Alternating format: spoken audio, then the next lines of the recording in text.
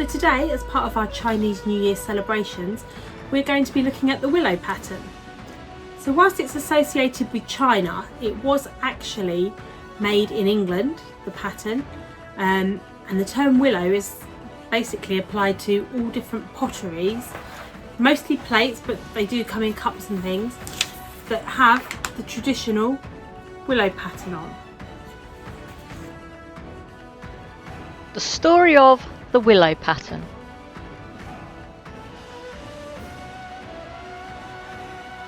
As it's Chinese New Year, we are going to tell a very famous story, the story of the willow pattern.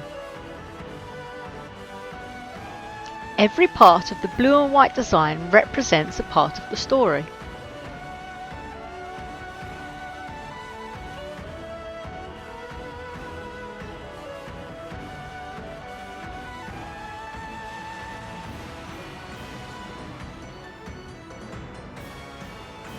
Once upon a time in China, there was a very powerful mandarin who had a beautiful daughter, Kung-si.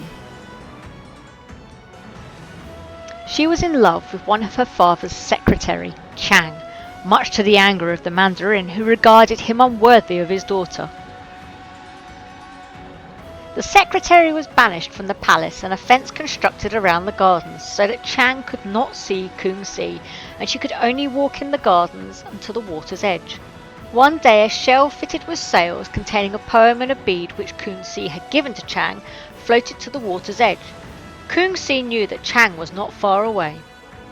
Kung-si was soon unhappy to find that she was to marry Taijing, a noble warrior duke. She was really unhappy when it was announced that he was her future husband. The wedding was due to take place the day the blossom fell for the willow tree. But the night before the wedding, Chang got into the palace disguised as a servant.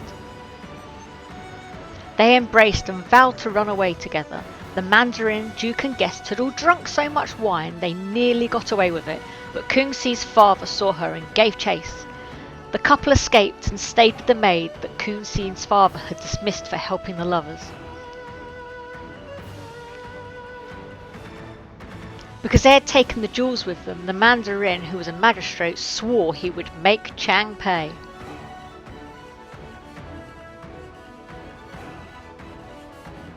One night the mandarin's spies reported that a man was hiding in the house by the river. The guards raided the house, but Chang had jumped in the river and Kung-si thought he had drowned. Some days later the guards returned to search the house again. While the maid talked to them, Chang came by boat to the window and took Kung-si away to safety to a distant island. They settled on the island, and over the years Chang became famous for his writing.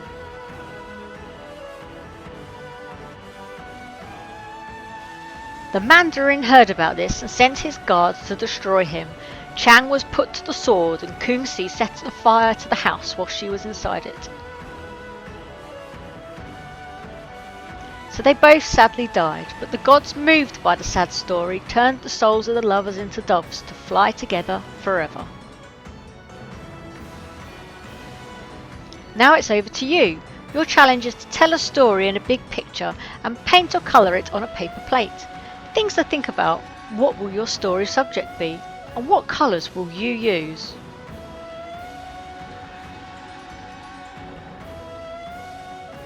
Don't forget to share your creations on social media, and don't forget #HyperScout.